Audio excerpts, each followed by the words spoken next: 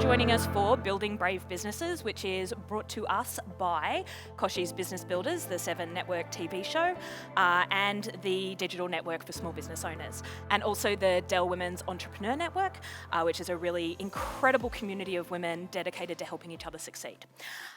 We're really thrilled to be live streaming. Hello, I know there's a bunch of people I know on the live stream. Hi, everybody.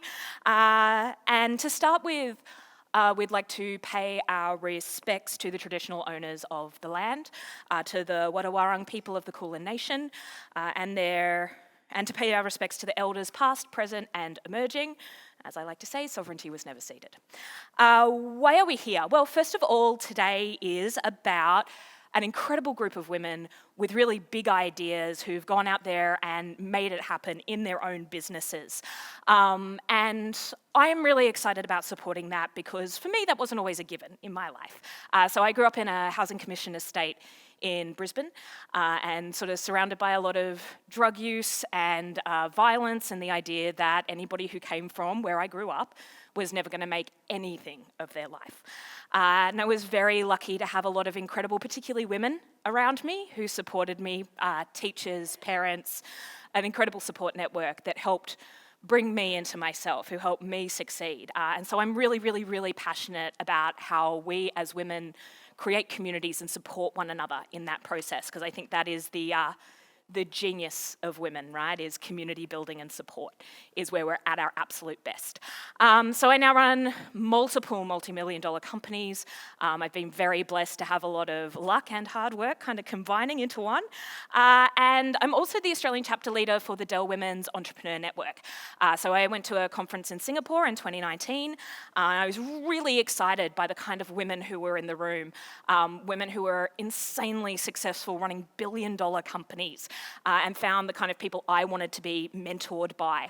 And so when I came back to Australia, I reached out to DWEN and said, can we do something particularly in Melbourne and have a Dell chapter? And they said, well, why don't you take all of Australia? And I was like, I'm only running 3 businesses in the middle of a pandemic. I don't have anything better to do. Let's do it, right? And that's really exciting. We're doing so much stuff at the moment in terms of obviously events like this and a women's leadership conference in October in Melbourne, which I hope you can all make it to. What I love about DWEN is that it is such a long-standing organisation. So for over 10 years, they've been supporting women in business to really, with whether it's technology, whether it's network, whether it's learning, across the board, they've done so much. And I think it's really amazing because a lot of organisations have started doing that in the last few years as a response to kind of political stuff, but Dell was really ahead of the curve on that. Like, they really put their money where their mouth is, and I, like, as a woman in business, really appreciate that. So there is a QR code. Oh, also don't forget to sign up to DWEN if you haven't already, dwen.com. Come and join us, it's amazing. So there's a QR code at the door or on the handouts that you have here, which you definitely want to do a zoop on because there is a Dell XPS laptop up for grabs today, which is valued at more than $2,000. So today's event will be a 1-hour panel discussion with some incredible local women who are doing amazing things. And then afterwards there'll be networking, nibbles. I know Davila's brought some amazing gin that we were trying not to drink too much of before the event. If I forget words, it's her fault. So before we meet our panelists, just make sure that everyone's got their mobiles on silent. That would be great, thank you. Otherwise, the camera's going to be on you in case things go off. And we'll go to the floor later as well if you've got questions for the panelists. So let's meet our incredible panelists for today. First up, we have Dr. Davila McGowan. Hi, Davila. The co-owner and distiller of Anther Spirits in North Geelong. She holds a PhD, I couldn't even finish uni. Davila holds a PhD in microbiology and has worked in venues, brand and product development and business management for more than 25 years. Anther won 3 medals at the 2021 International Wine and Spirits Competition, putting Geelong on the World Spirits map. Welcome, Davila. Thank you. Grab a seat. Lou. This is the amazing Lou Hammer. She is an expert in getting things done. With a background in executive support and event management, Lou has 2 businesses, lifestyle organisation business One Day PA, and Geelong's #1 consignment store, Pre Loved Geelong. Her goal is to give women across Victoria something they can't buy Wait, nope, that's completely wrong. Oh yeah, and that is, oh, they can't buy and that is time. Sorry, that was my reading. It's the gin. It's the gin. They can't buy and that is time. Yes, hi, welcome Lou. And last but definitely not least, Amelia Trethowen. She is the owner and co-founder of artisan food business, Adelia Fine Foods, and the Bellarine Brownie company. With a background in formulation science. You guys are so impressive. Look at all the degrees in this room. Jeez. The background in formulation science, Amelia worked for 12 years in the pharmaceutical industry, which included leading global teams at Pfizer. She and her husband Adam's products are sold nationally in over 300 independent stockists. Welcome, Amelia. Grab a seat. Brilliant. Okay, so first question for everybody, but we'll start with you, Davila, to answer. Let's talk about how you came to start Anther Spirits. What kicked it off? So my husband and I started it in 2016 together. Yep.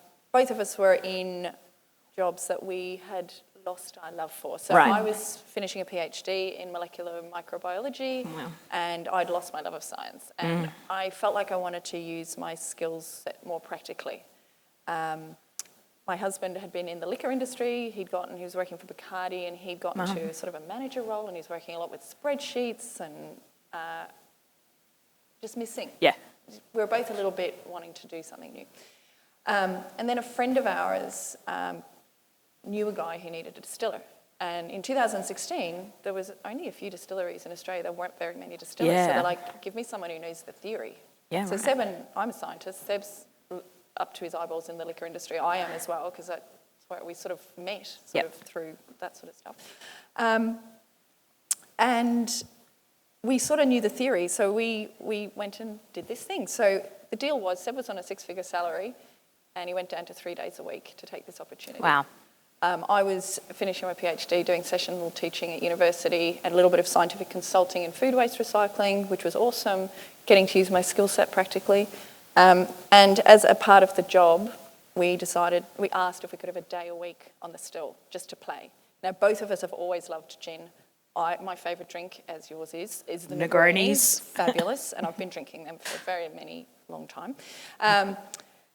And so we've always loved the liquor industry. And so Seb's like, we're going to start this brand. He was really excited about it. I'm like, I need a business model. I need it to work, and I'm in figures. I don't know what I'm doing. I've never done a business model before, but I needed to see something stacking up. And he said, just come and look at the still. And I'm like, no, I'm going to do the business model. And anyway, eventually I went in to see the still. Business model went out the window, and I fell in love with the equipment. Like, this equipment is like, it's copper, it's shiny, Cool it's steampunk, and I wanted to get my hands on that and use it, right? So we started the brand, but it was a fairly low risk, aside from the fact that we just got rid of all our income. Aside from that bit. Super low risk. Super low risk. We started the brand in someone else's space, using someone else's equipment to see if the business would stack up. And it was tiny, it's sort of almost a hobby. And that built over time. And I remember we sent our first pallet off, which was really exciting. And then, as business grows, you get fabulous times, and you get changing a business, and you have to move and change with stuff. So we sort of learned the business on the fly, but we did it in a way that we stepped it slowly, so we weren't, if something went wrong, we weren't going to lose a lot. Yep. And then 2 years ago, the business was going so well that we decided to open our own distillery, and we've opened that in North Geelong at Federal Mills. And that's been the last 2 years, which is a totally different thing. So that's the serious, we've got our own still, and we get to do anything we want in that space. So it's gone from being awesome and fun and really enjoyable to really fantastic. Like, it's totally changed how we are in our business. Yeah. It's really exciting. I think that's really interesting, because there's a lot of mythology, right, that you should just, like, if you're passionate about something, just dump your jobs and go all in on it. But taking those kind of smaller steps and making sure the foundations are in place while still doing something that's, like, very brave and putting yourself out there and cutting your income to do it is, like, it's not what we hear popularly in the press, right? No, it's not. Just throw everything away and start over. And it's like, yeah, okay, that might be cool if you're 21. Yeah, and it might be cool if you've got a lot of money. Like, sure. we're just an ordinary couple of people. You know, we didn't come in with a lot of capital, and we're bootstrapped. So we build, and everything goes back in. Yep. Yeah, and you know, and the thing that we have done well generally is we've got really good people around us. Yeah. And that's been the biggest strength in the business. Yeah. So Amelia, like Davila, you come from a scientific background. I do, yeah. So how did that lead you to launch Adelia Fine Foods? Well, funnily enough, I guess, there's not a lot of opportunities in that industry here in Geelong. So I was travelling to the other side of Melbourne every single day, so 2 hours there, 2 hours back, working for Pfizer, which is now a fairly common name in most households. Well known. But back then, no one really knew what I was talking about. So my husband, Adam, who's also part of the business, was head chef at a number of restaurants around Geelong. And we always had this idea that one day we would start our own business together and it would evolve around food in some way. I guess similar to what Davila was saying, we didn't want that financial outlay, so the idea of opening a restaurant or a cafe was quite scary to us. So we just made a decision to start small, and we started with something that we knew people liked because people bought it at the cafe where Adam worked. Yeah. And that was granola. So we literally made batches of our granolas at night, and on the weekend we still both kept our full-time jobs and sold them at markets locally around the region. So we would attend all the markets along the Bellarine Peninsula and the Surf Coast. And I guess that's sort of how our business evolved from there. And where do you think your spirit of innovation comes from? I honestly think it's almost inherently built within me. I've always had a career in that kind of field where you have to be innovative. So in the pharmaceutical industry, I was as a formulation scientist, so we were always coming up with new pharmaceutical ideas and products, and ended up leading project teams taking an idea of a pharmaceutical from a lab scale all the way through to launch. And it's the same thing, I guess, in a food industry. It's still coming up with a formulation and working out how to put it out there and launch it. Yeah, amazing. So Lou, how did you first realise that you could turn your ability to organise other people into an actual feasible business? Short answer, I didn't. I just knew that after talking with my girlfriends, having my first child, Angus, and then returning to the workforce, and around that time a lot of my girlfriends were having children as well. And we were actually, one of my girlfriends was here and she's left, but I was having a conversation with Meg about, it was about getting our cars serviced and how we couldn't find the time on top of work, kids, life to go and get our cars serviced. And I'm like, and at that time I was working in an executive support role, and I thought that's something that I'd had to do for my boss. And I was like, surely there's, a job out there, or there's a need for a PA to people who can't afford to have PAs. So I actually spent 12 months researching this freelance PA type business, and I stumbled upon this industry called a personal concierge. Now it's quite big in the UK, Europe, America, not so big in Australia. So rather than just quitting my job and going all in, I kept planning, because that's what I do. I'm a planner and an organiser. Continued to work in my job part-time, and just launched this business, One Day PA, as a side project to kind of give me something else to do, because I was only working part-time and I like to be busy and I like to do a lot of things and add too much to my plate. Launched One Day PA, had a business plan in place. The business plan had a 5-year goal that was going to be my sole source of income. Now, this was in 2016. 12 months later, I had to quit my job because I couldn't manage both. It grew so quickly that, I had to quit my job, unfortunately, because I did like my job, and went from there, really. So it was word of mouth that kind of catapulted me to going from just being myself to now we've got 7 staff with 1 day PA. Pre Loved Geelong was built from 1 day PA, so a lot of our clients, we'd help them declutter their wardrobes, and then they go, I don't have time to sell these designer clothes. And I'd say, I'll do it for you, we'll do it on eBay. And then that turned into, we have way too many clothes and way too many people coming to us saying, hey, I heard you can sell my clothes and give me some money, to doing pop-up sales. So every quarter we would haul all of the clothes to a hall and set up for 2 days and then pack it all down and move it back to our office. COVID happened and we couldn't do events anymore. So we moved that model to an online model where we did pop-up sales on Instagram stories.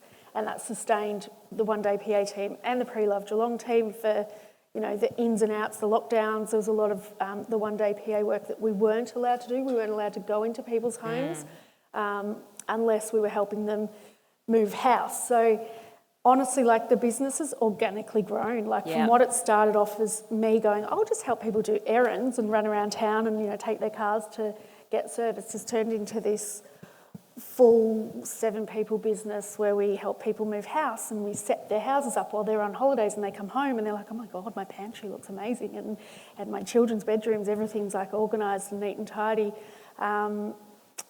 So whilst I did have a plan in place, it's kind of just grown organically. I was going to ask, how long did the 5-year business plan last? 12 months. 12 months. 12 months. That's pretty good, really, in the scheme of things, right? That's actually not bad. I was like, oh my gosh, I have to rewrite this plan now because 12 months and it was my sole source of income. So your business model's really evolved organically over time based on client demand, right? People are telling you they want stuff. Exactly. And look, we listen to what people are saying and I listen to what my friends are saying. They're my customer, essentially. They're busy mums, and I go, what do busy mums need? Yeah. What do they want? Oh, they need people to help them plan their kids' birthday parties or, whatever it is. We're open to kind of doing anything as long as it's legal and ethical. So it's very organic. As much as I'm a planner and I like things to be organised, so it's a little bit hard for me. I'm like, oh my God, that wasn't part of the plan. It's okay, this is fine. It was very, organic and natural. Yeah, interesting. So Davila and Amelia, I'm interested in your business models and how they evolved as well. Davila, maybe starting with you. It's just started with Seb and myself and in the kitchen. Basically, we'd be labelling bottles in our kitchen. Right. I remember we had a stack of our first batch of cherry gin, which, and we just had 50 boxes of gin in our spare room, and we took loads of photos of ourselves on them. But it was really, we'd never run a business before, and I think that's something that when we talk about stuff, we often put our best foot forward. Well, I'm here, I'm going to put my best foot forward, but I think the reality of it is that a lot of it we didn't know what we were doing. Like Amy, who's here today, joined us after 6 months, and she'd be saying, so Instagram. And I'm like, and she's like, how do I do this? And I'm like, I don't know. Let's work that out together. And that was the first 2 to 3 years is how, I don't know, let's work it out. Yep. And Google's our best friend, Google is amazing. Google and YouTube. Yeah. And building the parachute on the way down, right? That's right. Absolutely. And so for us, the model was us, and then it was get good people, and if we don't know how to do something, we will work it out together. Yeah. And mistakes are allowed, because if you make a mistake and you make a hard mistake, if it's a good mistake if you learn from it, and we were making mistakes all over the shop. We've made all the mistakes, and we will continue to make mistakes as we grow, and we're growing quickly. We're doing 30 to 40% year-on-year growth. Amazing. And so it is constantly by the seat of your pants, trying to make sure there's a growth pains, you've got not enough capital for the people that you need, so you're all working your butts off, and then you get into the next, you get to be able to hire, and it's okay for a while, and then it gets really lean again, and so it's that's where we're going. But our business model it's changed dramatically, having the distillery, but COVID nailed us to the floor.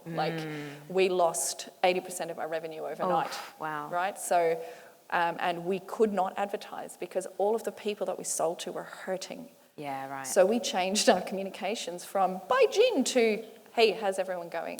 Brilliant. And we did a little cocktail competition where people had to make cocktails from their pantry.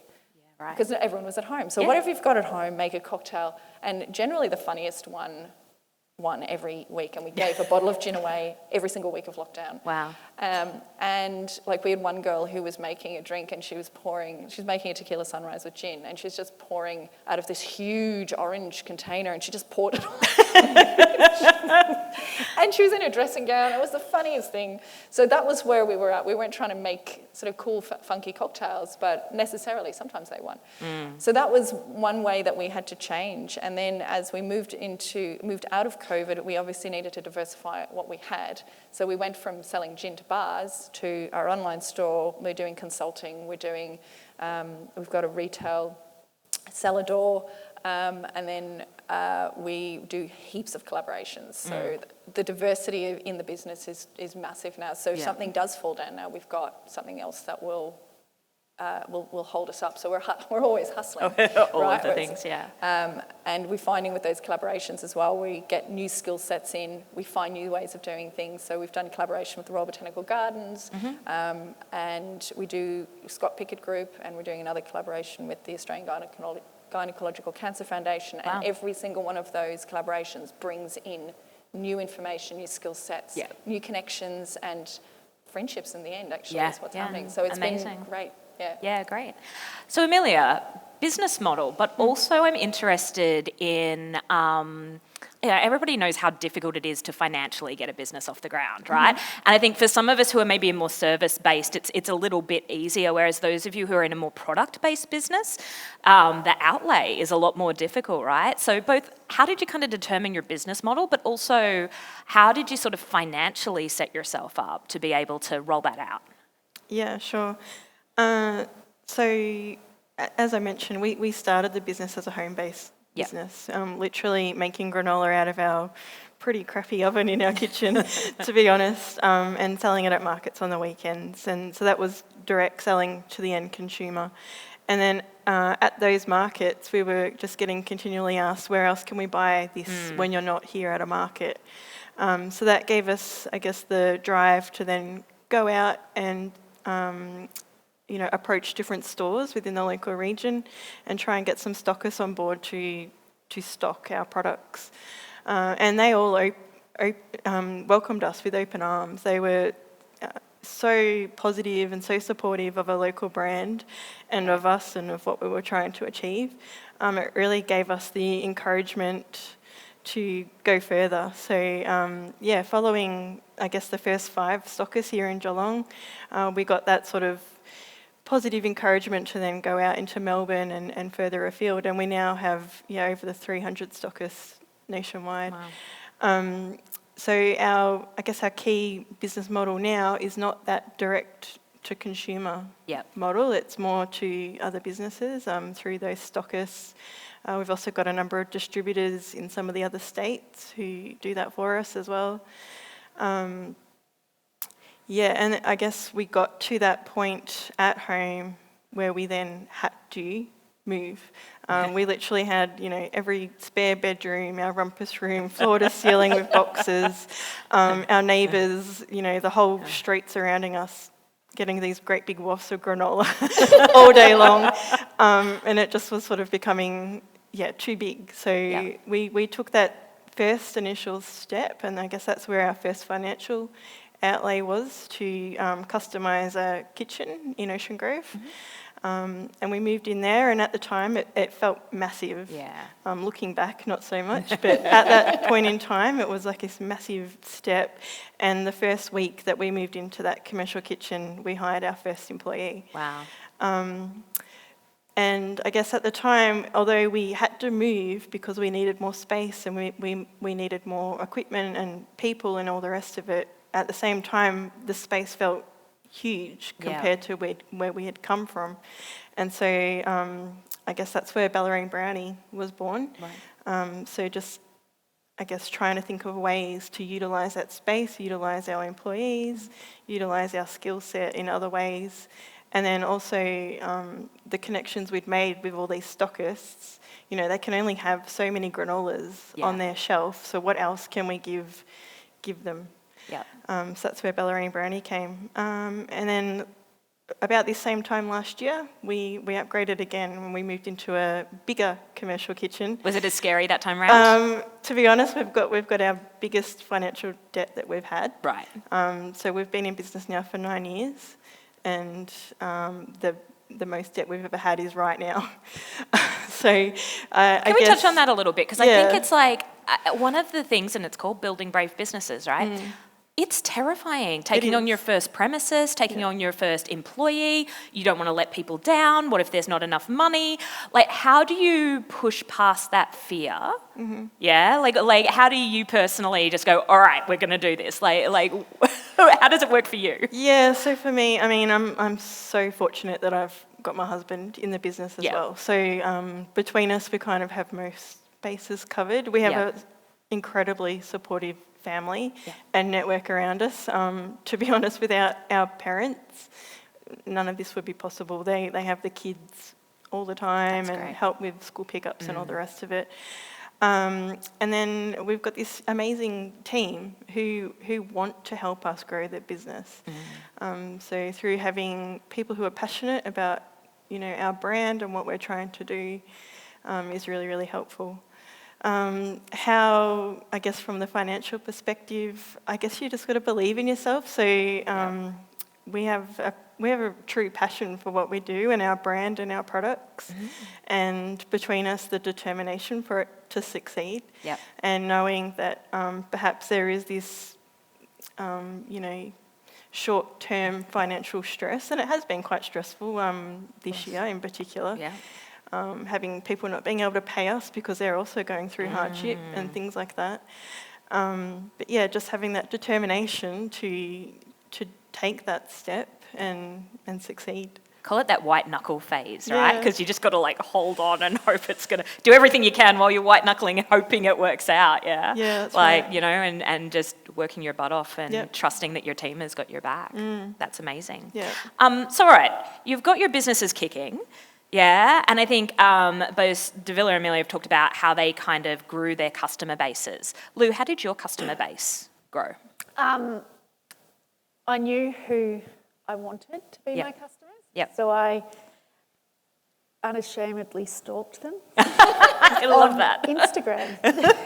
So I was lucky enough that the last job I held was in a marketing and events team. Right. So I learnt a lot. I wasn't heavily in the marketing department. I ran more of the event side, but I spent that 12 months of planning, listening to what the digital marketer was doing, what she was saying, and when I launched the business, I used those skills to target the people I wanted to work with. My first ever client was Katrina Roundtree. Oh, wow. And look, I say it was luck, but it kind of wasn't, because I knew who she kick stones with in Geelong, and I targeted those people. So it was like, I'd follow them on Instagram, I'd comment on things they've commented on. I knew the cafes they went to. So it sounds, it sounds so bad. No, it sounds amazing. It sounds amazing. This is but genius. This is marketing genius. It literally worked. And so from there, Katrina obviously referred me to her friends, who then referred me to their friends. And obviously, there was still a lot of targeting around that group of people, but that was my target market, because, they were busy working mums who had a disposable income, right? So that was it, really. I just stalked the people that I wanted to work with, and then it grew from there. So now we still do a lot of marketing. It's predominantly on Instagram and Facebook, but now it's more kind of referral based. And then Pre Loved Geelong, well, that's again a beast in itself. So our clients with One Day PA will tell their friends about this amazing store that will sell your clothes for you and then give you money for it. And we've been lucky enough to have some, well-known clients in that space.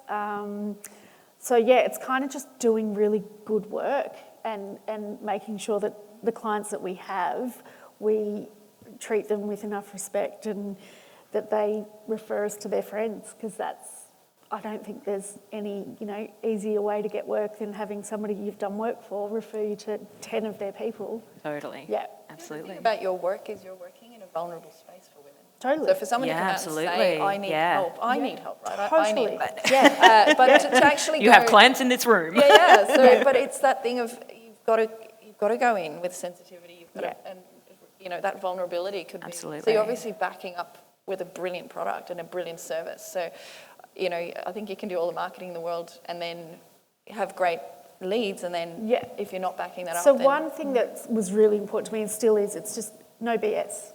So what you see on social media is what you get. Like, we don't sugarcoat anything. We don't make out like we've got perfect lives ourselves. I certainly don't come into my house right now and there's Lego everywhere and, the kids' bedrooms are a mess. But it's easy for me to put it all back together. But we don't sugarcoat anything, because you're right. Our clients are very vulnerable people, and it's so hard to ask for help. And especially as a woman, a lot of us are like, no, it's okay, I can do it. So for a woman to contact us and say, hey, my life's falling apart, a lot of our clients are either going through a marriage breakdown, a death in the family, job loss, or some other traumatic life event that's got them to a point where they've just stopped doing the things and they're now like, I need help. So 100%, I don't want people, because they've got 17 touch points before they actually make the call. We've worked out 17 times they'll look at Instagram or go to the website before they actually go, okay, I'm ready to call Lou and her team to come in. They need to, on those 17 touch points, make sure that they trust the people that they're going to call to come into their life and bear all, So really important that we're honest and that people see what they're going to get. Yeah, that's incredible. I think on that front, I kind of open by saying I think the genius of women in business particularly, in life generally, but in business particularly, is community and how we build network and community. Davila, how important has that been for you? It was one of the is the cornerstone of our business. That's what we wanted to do when we started. And we do it, I think we just do it as a matter of course. So one of the things that we do every year, cherry gin, is my favourite day. We make it every year. So what we do is that's very much a community event. There's 2 days. We call a whole heap of volunteers in. So we've got people, we do it on our mailing list, we do it on Instagram, trade, so bartenders, and then obviously local Geelongians get, prime spots. But we spend heaps and heaps of time prepping. It's a lot of work to prep it. And then we get this day with everyone where we pit cherries and we put them into 80% gin, and we have drinks, we have cocktails, and we have gin and tonics, and we have lunch. And we've had people who've been there since 2016 when we first did it, and that are still with us every year. When is this? It's in January. When is this, and can I be there? Of course you can. Amazing. Of course you can. But it's just, and then the cherries rest for weeks and weeks, and then we finish the production, and everyone who's been part of that process gets the first bottles that are made. Cool. And it's just such a beautiful day for us. And so that's my favourite day of the year in my business. Hands down, there's no other day as good. That's awesome. But we also do a lot of collaboration. So I was saying we've done the Royal Botanical Gardens. The point of that gin was to celebrate the 175th anniversary of the gardens. But it's also to celebrate native botanicals, and it's also to shout out to everyone that the gardens are not just a beautiful park to go and picnic, which I think we all enjoy, and it's beautiful, but it is a huge role in conservation of our native flora.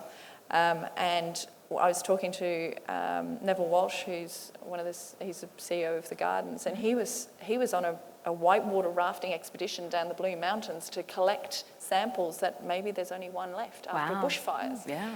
And they've brought that back, and then they cultivate that, and then it's, so as a little ode to that, we've got one botanical in that gin that is threatened.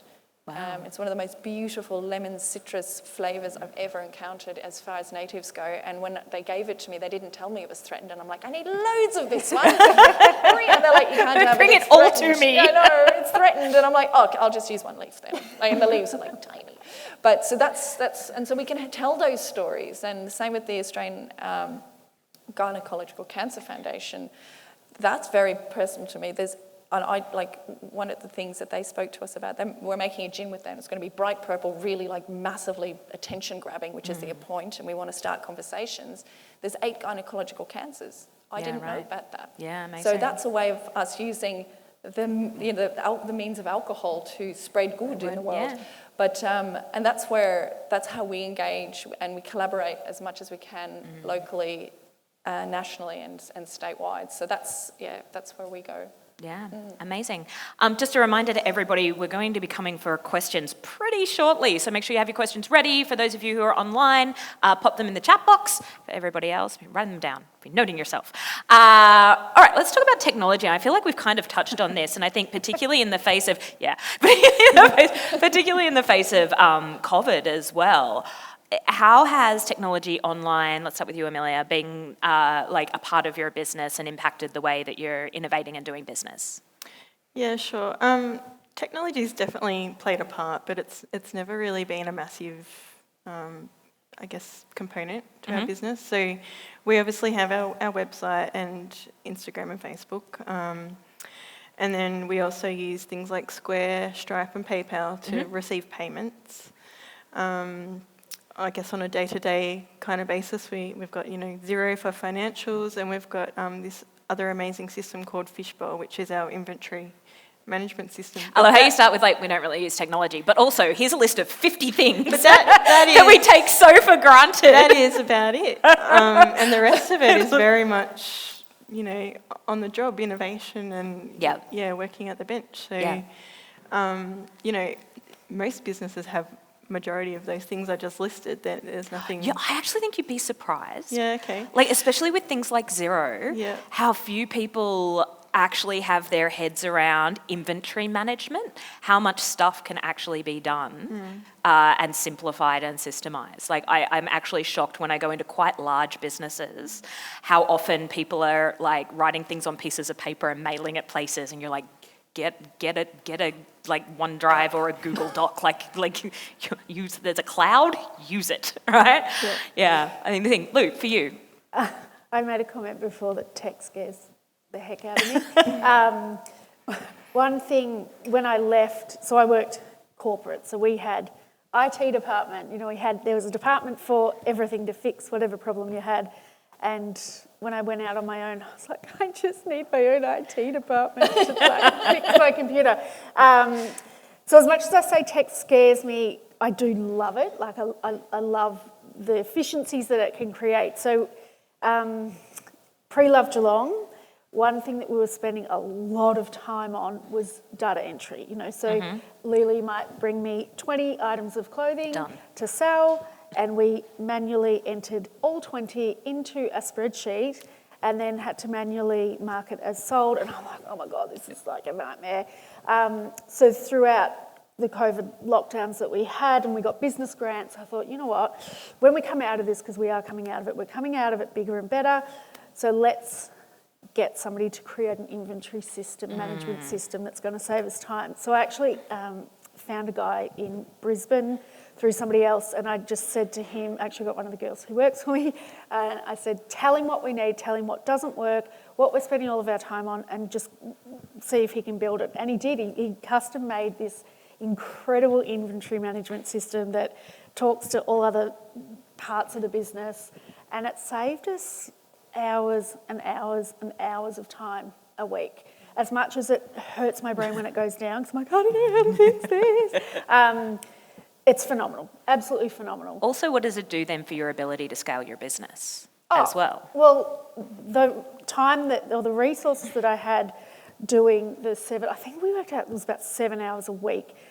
She's now got time to do social media or something else to build the business. We will now look at phase 2. James's wife just had a baby, so he's like, I can't get to you till about December. I'm like, okay, I'll just breathe until then. So phase 2 is going to be even huger for us. The system will automatically push products onto Shopify websites. You say you're scared of technology, but look how excited you get. You're like, and it's going to do this, and it's going to move the things around. What scares me is when it doesn't. When it breaks. I'm like, It's technology though, right? Fix this. So that was that. With One Day PA, it was all about how our leads were coming in and then automating responses to that. And that's a little bit trickier because it's not cut and paste service. So I do love tech. I love what it can do in terms of saving time. Obviously, that's what we do. We sell time in the businesses. So, yeah, but it does scare the heck out of me. So I outsource where I don't know what I'm doing. Outsource where I can afford to. Otherwise, YouTube clips, like... It's incredible, YouTube. isn't it? This morning I had to work out how to do something in Xero that wasn't working, and I'm like, Google, YouTube. Okay, so I had, the iPad there, and I was like YouTubing it, and then the computer, and I was fixing it. So, yeah, whilst I am scared of tech, it's an absolute saviour in both the businesses that I've got. Yeah. Davila? We've got all the things as well. Yeah. So, but we've recently moved to, we've had issues with websites for a long time. Yeah, and right. It's one of those things that, we're production, manufacturing, it's sort of always got pushed to the bottom, and we've just got a new one, and my God, I wish we'd done it earlier. So Shopify for us has been amazing. Yes. And that communicates really efficiently with lots of our other platforms that we use. And obviously we use Xero, Stripe. There's a whole heap of suites that we use. We're still doing our inventory management manually in Excel, but that's okay. That works. Just have to do a stock take every month. Yeah. But we do have quite a substantial number of botanicals that we use because we love, love making lots of different weird and wonderful things. But we do the same thing as you do, Lou, is where we need to outsource, we outsource. So we're using SharePoint and all of that element, which has changed a lot. So we're actually centralising all of our documentation, and that's been really helpful for the business and for communication within the business. So that, I think, was key, getting that communication between staff, between platforms working well, and when it breaks down, it's a nightmare, but you've got to be, you have to be able to call someone to do that, or Amy is amazing. Amy is my right-hand woman. And then, all of those other elements of social media and digital marketing, they need to be able to feed in through the website, so we're getting good metrics on everything. So, yeah, it's been... Yeah, there might have been a time like 20 years ago where you could not do technology, it's just it's literally every element of the business now, right? And I think really it seems to be, since COVID, things are working better. I would agree. Different platforms are communicating better. Yeah. So we would, pre-COVID, it'd work for a while and then it'd stop working and then you'd need help. But now things are much more smooth, and that communication between those platforms is so much better. So yeah, we're happy tech people at the moment, but maybe later this afternoon, not so much. We'll see how it goes. So, thinking about impact, you've talked about your work with the Gynecological Cancer Awareness. Amelia, you partner with charities like Feed Me Bellarine and the National Breast Cancer Foundation. Why is that so important to you? Yeah, sure. So, Feed Me Bellarine literally are around the corner from our warehouse, and they're a local food group who their whole goal is to save food from going to landfill and converting that food into food that can be given to those in need. And that might be one meal, or that might be an ongoing arrangement. And the beauty of that organisation is that they have, one of their catchphrases is no agendas. So anyone who needs help can go there. Obviously, being in the food business, while we don't have a lot of food waste in our business, we are able to provide them with the little that we do have. So an example would be our brownie offcuts, or the small amount of granola that's left over in each batch. We put them in big bags and at the end of the week do a delivery to them. So it's good to be able to also divert our waste from landfill and convert it into a way that can be helpful to others. We also had a partnership with them where we would send some of our staff to their kitchens and help them prepare those meals, so use some of that wasted food and prepare the meals. We did have to, unfortunately, put a stop to that during COVID, obviously putting our staff at an unnecessary risk. And we now support them financially. So they've got this buy a crate sort of idea where you can spend $10 and that will buy a crate of food for a family. Right. So we've got an ongoing arrangement with them with that. With the National Breast Cancer Foundation, we partnered with them and we made a beautiful pink granola. Oh, cool. So it's got ingredients such as freeze-dried raspberries and beetroot. And while it looks sort of pink when you look at it, by the time you add your milk and your yogurt, the bowl turns into a beautiful pastel pink. And I guess that in a similar way, it's just a common way of reminding people, to take care of yourself. So while you're having your morning breakfast, you see that pink colour evolving, and for every bag of that product that's sold, we donate some of that money to help them work towards their world-class breast cancer research, which is great. That's amazing. Yeah. Lou, obviously, both of your businesses are very impact-based. What's your vision for the impact that you hope they'll have on local communities? Well, with Pre Loved Geelong, we currently have a partnership with Brotherhood of St Lawrence, where our consigners can choose whether they want their clothing back or to donate it. If it's donated, we have a partnership with Brotherhood. They come and pick up, at the moment, it's like a box a week at least, of these beautiful clothes.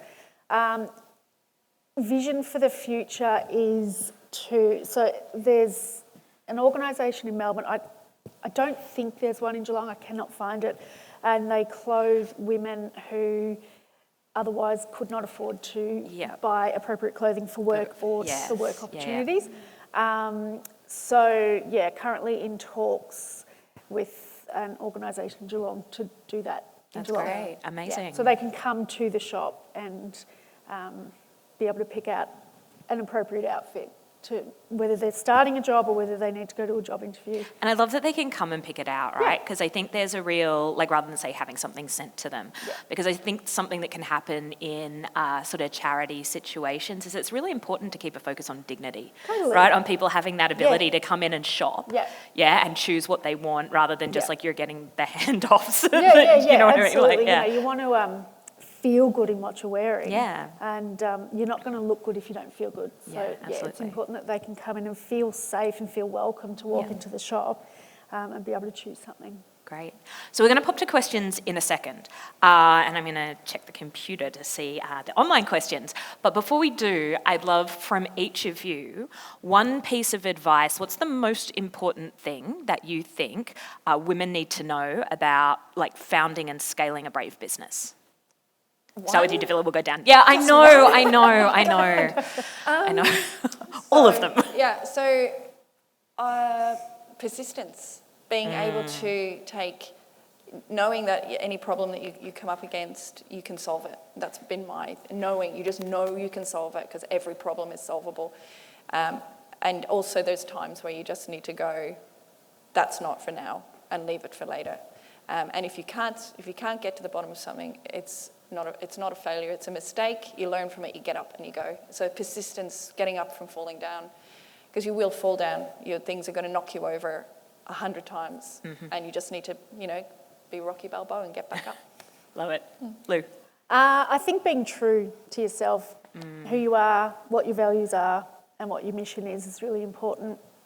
Of course, persistence and, resilience and all of that plays a part, but if you're true to who you are and you're doing what you're doing or you're launching what you're launching for you, don't worry about what anybody else says, then I don't think that you can lose, really. Yeah, great. Amelia? Yeah, passion and determination.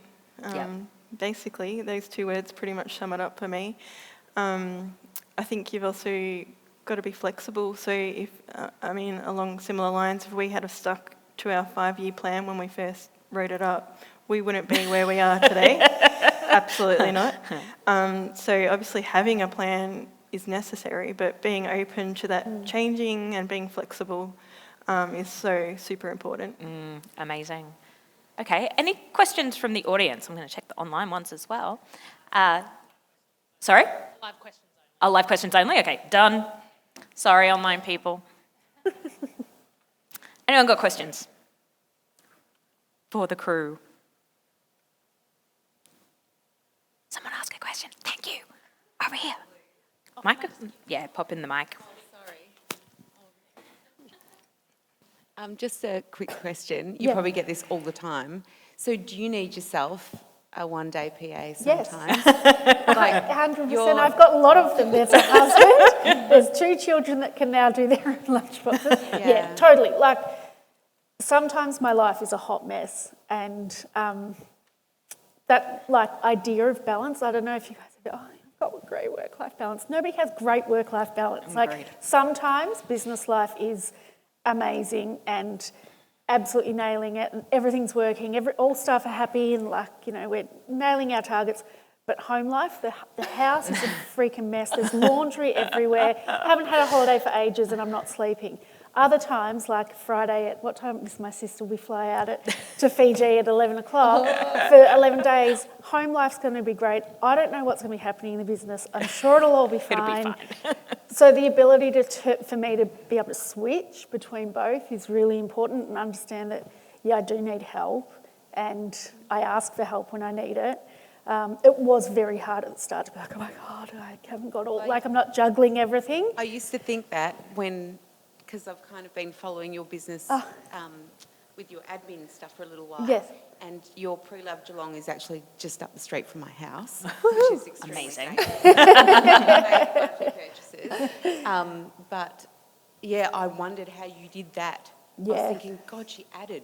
Like, how do you add to something? But also in saying that, like I do have pretty robust systems in place for everything. So like I said before, my house can get really messy, but everything's got a place. Like, so in my pantry, it might not look immaculate all the time, but for me to go in there, or for my husband to go in there and like put things back where they belong, is really easy. I said before about the Lego being everywhere. Now, we have a Lego storage system. So for me to tidy it up, it takes 5 minutes, as opposed to when we go into a client's house and they have 0 systems set up, and it takes sometimes days to actually fix it all and put it all back together. Does that translate to your business as well in terms of systems? 100%. So you think about you think about the two in the same way? Yeah. Because I think a lot of women, entrepreneurs generally, but women as well, have issues with really getting the right systems in place in their business to make sure things can operate well. And look, that's not perfect. There's of course. always room for growth and tweaking, but I do that a lot. Yeah. So at home, decluttering all the time. Like Monday, I have Mondays off. Monday's my get in Frankie's bedroom. This is my daughter, who's so not like me. She's a magpie, and she keeps things. And oh gosh, this morning I decluttered a Monday gone, and I got rid of my son's. He's got this Smiggle little pencil case he never uses, hasn't used. So I've put it in the donate pile. She comes out this morning, she's like, "Can I keep this?" No, you can't keep that. So it's constantly tweaking and seeing what's not working, and changing systems and processes, and that's at home as well. Yeah, amazing. I hope that answers your question. Mine is not a question, it's just a comment to say thank you so much for sharing so openly and generously. It does make me feel like I'm not alone. Thank you. I think that's really important that we do have those honest conversations, because there's a lot of, so when I talk to women in our industry, so our industry is male-dominated, all the way through, all the liquor industry is, and because I'm in my late 40s now, I'm 47, I do not give a hoot about what anyone thinks, and so I try to let younger women see that. Yeah. And it's really important in these forums too that we're seeing, like, where are your strengths? What did you do wrong? How did you fix it? And share the failures so that you can. That's the best way to teach. So I think that I think forums like this are really good, and when we're having these honest conversations. Yeah, agreed. This is kind of going to all of you, really. I think all of you have mentioned that the people you've hired have been really amazing and integral in your success. And I just wondered, like, how do you find those people when you first start out and you hired your first employees? How did you know, like, that they would? That's a great question. Be so passionate about your business. It's such a difficult thing, right? So my first employee was Amy, who's here today, and she's grown with the business. And our daughters were in prep together, and I said, "Oh my God, I've got so much admin I need to get done." Amy's like, I need work. And so we just came together. We were already friends, so that's always a risk. So we had a certain gelling that happened already. And our relationship has evolved and shifted, and not always comfortably, so we've had to work through that together. But my biggest thing is, if your gut is telling you that the person you've employed is wrong, they need to go. Yeah, because it is 100% right. Yeah, and I've never ever been wrong. I was watching one of the earlier entrepreneur podcasts, events that you guys did. Yeah. And it's that thing, you've got to trust your gut. Yeah. Because what it's telling you is this person is not good for your business, you or your business. So if you can trust that, then... And it's hard, right? Because when you tend to throw that out is when you're like, I need someone, I need them now, Yes. I need more people, and you kind of know it's not right, but you're like, what do I do? And it can be really hard to place your gut above that like immediate financial need. Well, it's impossible for us at the moment because our whole industry is there's no one. Yeah, right. We're very fortunate with the people we have. We've got a lot of people that have been with us since we opened, but we've had a few that have needed, or it was their time to go on to do something else. And we're talking about the quiet quit. Yeah, that's the a new quiet thing quitting. at the moment, right? And I didn't know it had a name. So the quiet quit, where people are like, and they're ready to move on, but they're not ready to take the step to move, and they stay with you, and then you can just sort of slowly see them, their interest and their passion starts to wane a little bit. Yeah. And that's when you just need to have that conversation. Okay, you're ready to go. Go, Do the next do your thing. thing. Yeah, Let's totally. make sure we maintain this relationship well, sure. and you can just set them free. Lou, what's your hiring strategy? So with One Day PA, to start off with, just sort of sought help from friends or family. I wasn't ready to hire for the first probably 2 years. But I vividly remember walking through Woolworths supermarket and my phone rang, and on the other end of the line was this young girl, and she says, "Hi, my name's Maddie. I really like your business and what you do, and I want a job." And I'm like, right, tell me a little bit about yourself. And I'm thinking, I don't need somebody, but something about this girl made me go, okay, do you want to come next week and help me on a job? She still works for me 4 years later, and through everything, through COVID. So when at the start of 2020, it was just Maddie and I. Through the last 2 years, now we've grown to a team of 7. I knew I could never, ever lose Maddie.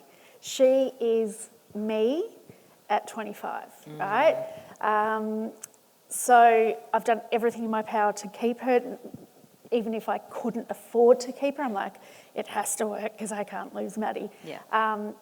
She didn't necessarily have the skill set. She was 23, I think it was, when she first started working for me. But she had the personality, she had initiative, she had all of the skills that you need to do what we do.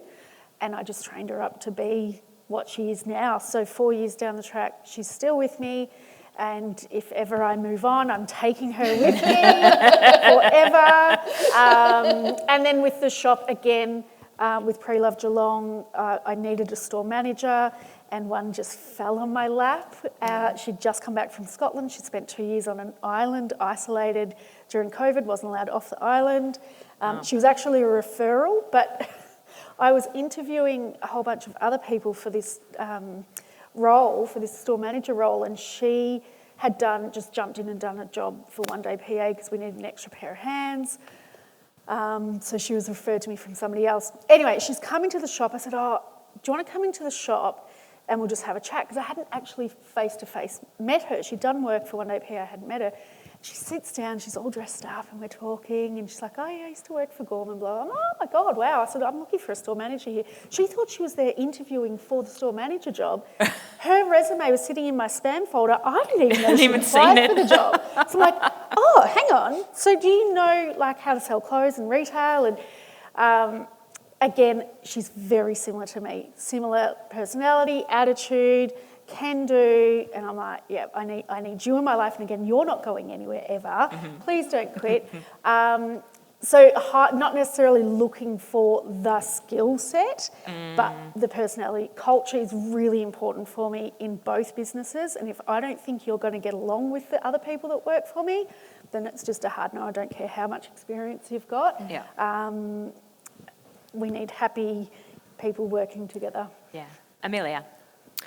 I think we've been in a fortunate position where we were able to offer people who worked in hospitality traditionally better hours. So that's how we, first, I guess, got most of our employees and our team members.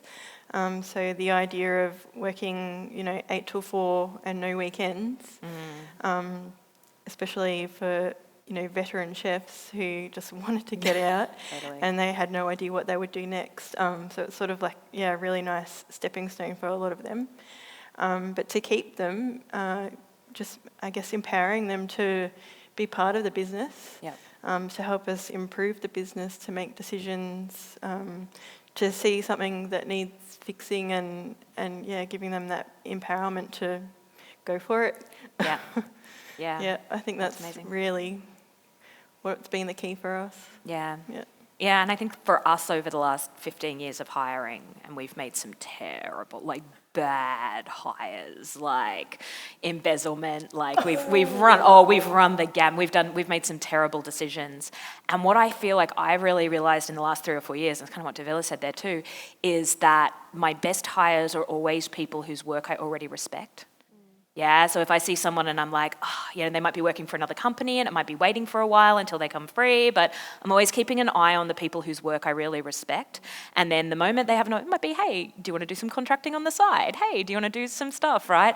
But I find that has been, over the last 4 years for us, we've got a really incredible team who are kicking amazing goals with I'm not going to say no drama, limited drama, yeah.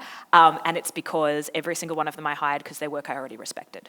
Yeah, I think that makes a huge difference. Yeah? Okay, so I know we're all keen to have some cherry gin fizzes and something to eat. So can you guys please thank for me Davila McGowan, Lou Hammer and Amelia Trethowen. Thank you.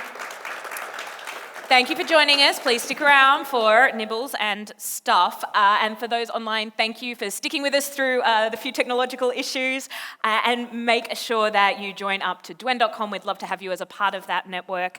It is literally DWEN.com. And join up to the Australian chapter inside of the platform there so that we can all chat. If you enjoyed this session, there's also a link in the chat box for the recording. So share that with everybody that you can. And they have until this evening, I believe, if they sign up to potentially be in the running for that $2,000 laptop. So thank you, everybody. Thank you, Kochie's Business Builders. Thank you, DWEN. Let's have a gin or 3. Thanks, guys. Thank you.